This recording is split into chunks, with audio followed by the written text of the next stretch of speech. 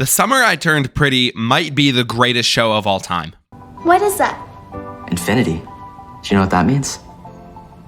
It's really cool. I learned it in math class. There's always a bigger number. It's boundless. I don't get it. For those that don't know, The Summer I Turned Pretty is kind of adjacent to All the Boys I've Loved Before and XO Kitty. It's in like the Jenny Han verse, which big fan of the Jenny Han verse.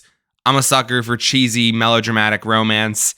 So, yeah. I do believe that this show is like a separate universe because an actor from XO Kitty shows up in this one playing a different character. So do note that it's not like the exact same universe. It's just kind of adjacent. Not a cinematic universe per se. The basic plot and characters that we need to know about are as follows. So our protagonist is Belly, a 15, about to turn 16-year-old girl who goes up to this summer house in Cousins, a beach town, every year with her family and her family friends. Her family consists of her mom, Laurel, and her older brother, Steven, and then her family friends consist of Laurel's best friend from college, Susanna, and her two sons, Jeremiah and Conrad. Belly is majorly in love with Conrad and has been for her whole life, and this is, as the title would imply, the summer that she's turned pretty because I guess last summer she had glasses and also Conrad wore a hat. So I'm supposed to believe this is like a 15-year-old kid. Yeah, sure, whatever.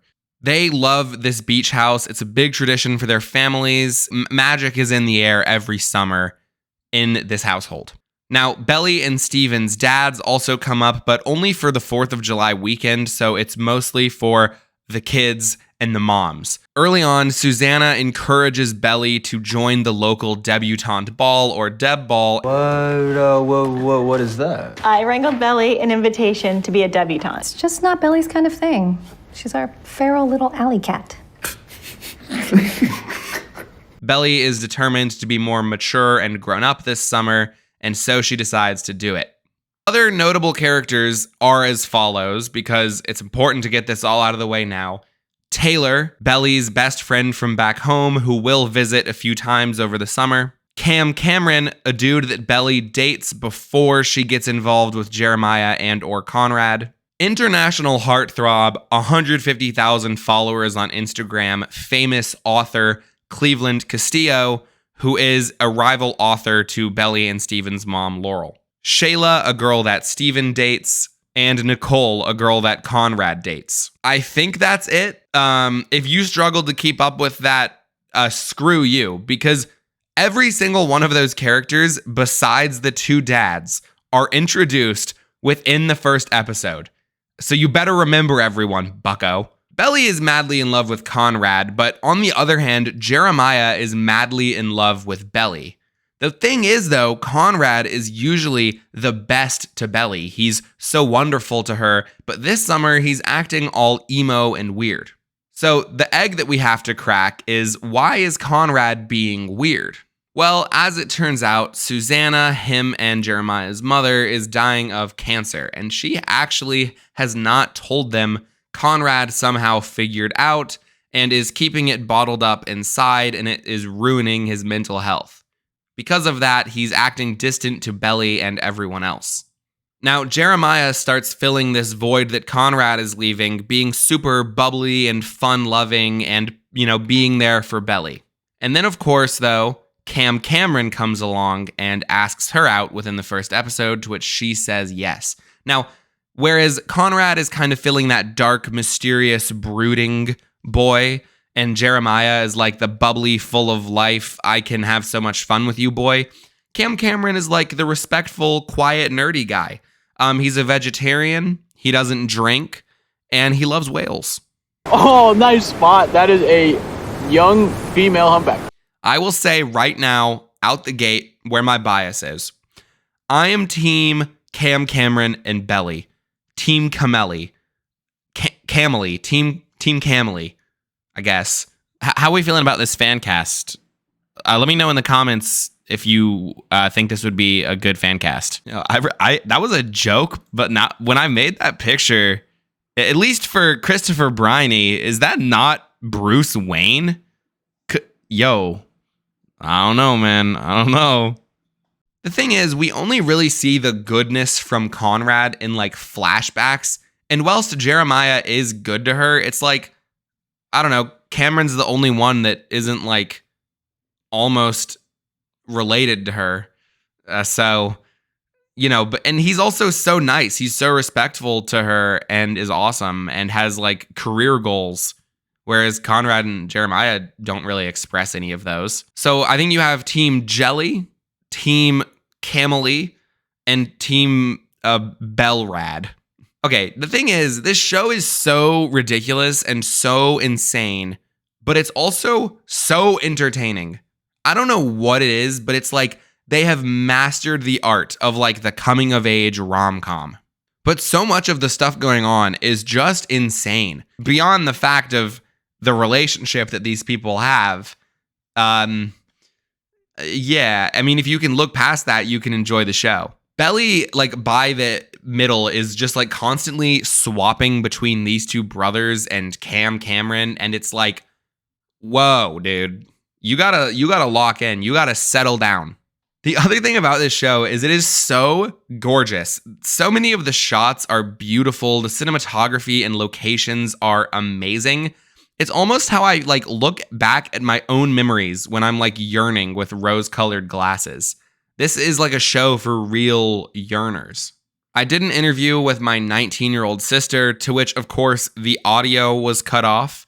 But I asked her, if you were in this situation, which one of the three boys would you pick?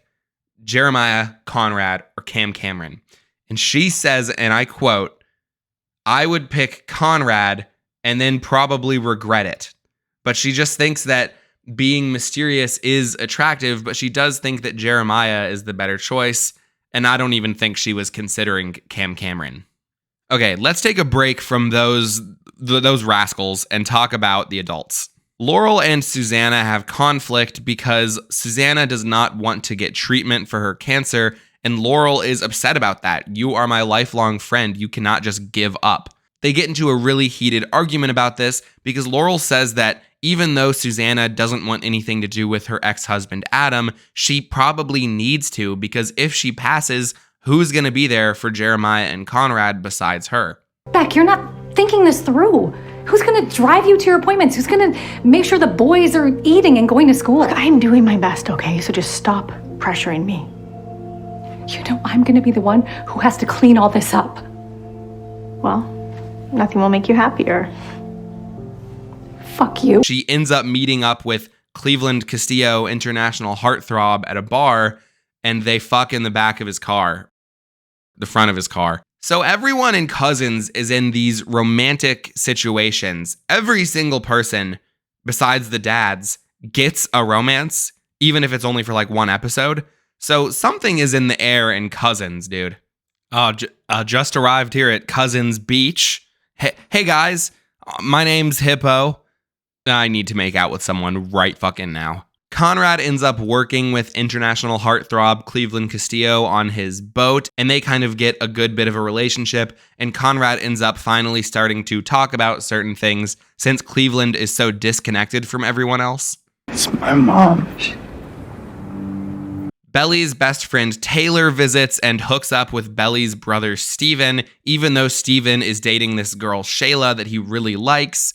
And Belly and Taylor get into this big argument because of it, where Taylor is like, "Oh, this Deb ball and these new friends that you've made have made you so selfish. I have liked Steven for years. It's not about you."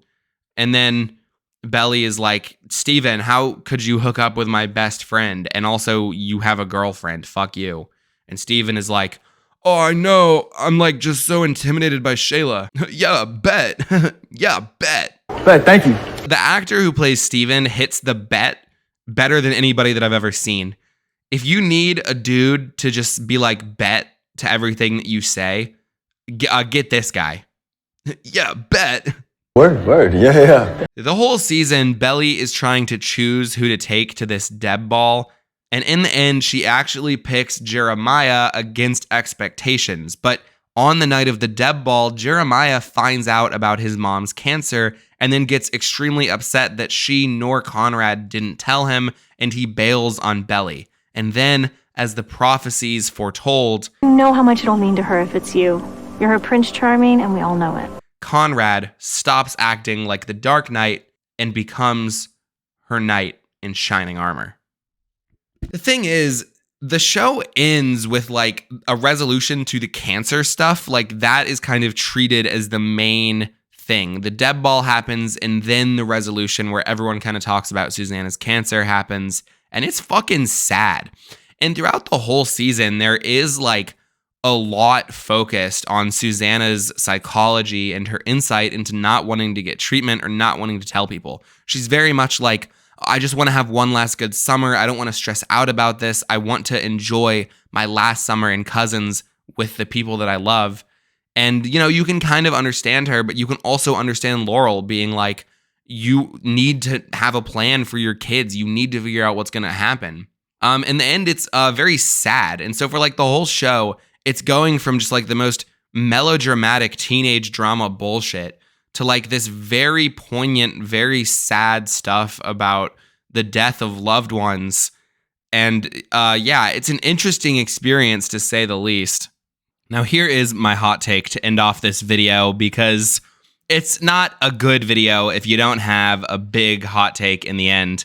And I might get hate for this one, but low-key, I think that Conrad was not that bad. All of Conrad's insecurities and fears were validated by the people around him. We have to remember that all these characters are teenagers, but even for the adults in Conrad's life, his dad only criticizes him. His mom pushes him to open up, but doesn't actually want to talk about what he needs to open up about. And Laurel only assumes that he's acting this way because of a breakup, never actually asking him why he feels the way he feels. Along with that, the other teenagers around him only push him away. Through flashbacks, we do see him as a good person, and in the present day, the only person that he can actually connect with is Cleveland Castillo. If anything, Belly is also pretty shitty to Conrad. Conrad is only like the love of her life if he's acting the way that Belly wants him to act. But if Conrad brings any negative emotions or feelings of his own, Belly pushes him away and uses other guys to make him jealous. Jeremiah is not the angel that people paint him to be. He consistently meddles at calculated times to try and purposefully take advantage of Belly's negative emotions over Conrad. Do I think Conrad is like a great person or anything? No. But I don't think he's actually any worse than any of the other characters in the show. So yeah, I'm Team Cameron, but if we're cutting Cameron out of the equation because obviously he's not a real option, I think I'm Team Conrad. Like, is it not fucked up that Jeremiah purposefully stopped them from kissing because he was jealous? And you call Conrad manipulative? I don't know, man. Guys, let's be a little easy on Conrad. He is also a kid, even though the actor is like a 25-year-old man. You know, if I was in Conrad's shoes, I would probably feel like I couldn't talk to anybody too, because nobody will engage with him. They're all just critical of him and talking about how he's different. And yeah, that's kind of rude. This show is just so corny and cheesy in all the best ways. It is ridiculous, but I love it. Would I recommend this show? Yes. Is it a good show? No. Is it a bad show? No. It's something that is maybe describable, perhaps. It's a product. My favorite character was Cleveland Castillo. Who was your favorite character? Let me know in the comments down below. And if you enjoyed that, check out my XO Kitty video that I did a while ago. That one's pretty funny. And subscribe, comment, you know, all the stuff, all the stops. I do have a Halloween special coming up, and obviously, you know, just more normal videos. I added a pumpkin to my setup because it is time for Halloween.